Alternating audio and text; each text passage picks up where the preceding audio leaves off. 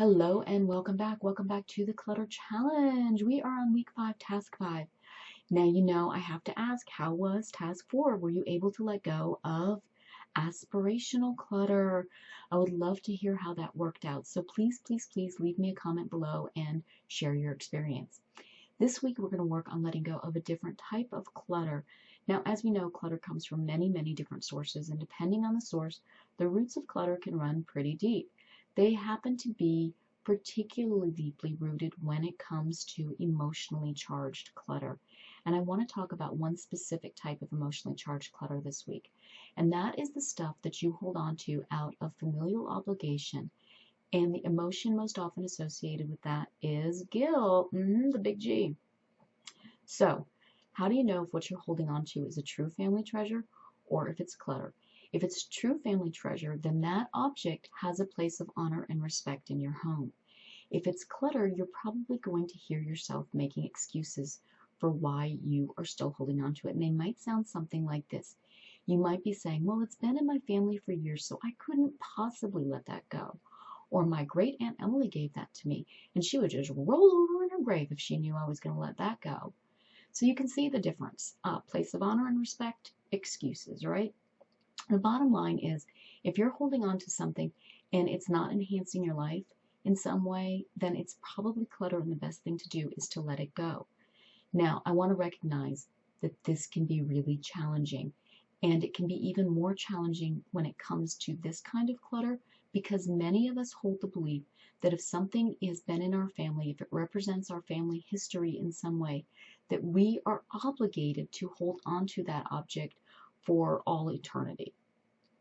But what you need to remember is that you are here to live your life right now. Your Aunt Emily's life was not and is not yours. She may have left you her most prized possession, but that doesn't mean it has to become yours. Your home should reflect who you are and what you value right here, right now. Now, there is a way to overcome this guilt, and that requires that you change your thinking a little bit. So let me help you reframe that. I want to ask you a question. Would you expect someone else to hold on to your belongings and treasure them just as you do? I really doubt you would, right? Because that would be really unrealistic. You wouldn't want to burden someone with having to adopt your feelings and your sentiments. And how's your stuff? So this whole guilt thing, guess what? It's usually self-inflicted. Yeah, we actually do this to ourselves. Your aunt, your grandma, your mom, anyone who cares about you would never expect you to give up time and space to enshrine their belongings. And sometimes we keep stuff we don't even love or cherish because we think that someday our children might like it, right? We think it's our responsibility to be the curator of our family history. It's not. Our responsibility is to actually be here in the moment with our families. Letting go of clutter will actually free you so that you can better enjoy your life. If you really want to pass something great on to your kids, don't worry about the past. Don't worry about all of that stuff. Instead, model the behavior of someone who lives in the moment. Let go of this stuff. That is a pretty great gift that you can give to your kids. Being in the moment with them and modeling the behavior of somebody who isn't attached to the past.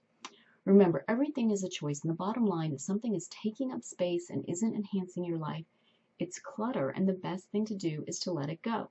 So this week's challenge is to take a look around your environment and see if you're holding on to anything just out of obligation or out of guilt, and then let that go. And I want to challenge you to let go of 5 items. That seems to be the magic number. When people can get to 5, they feel really successful. So I would love to hear how this works out for you. I realize that for some people this might be a little controversial because you're actually going to have to change your belief system a little bit. So please feel free to ask me questions about it and share your feedback. And I will be back next week with task number 6.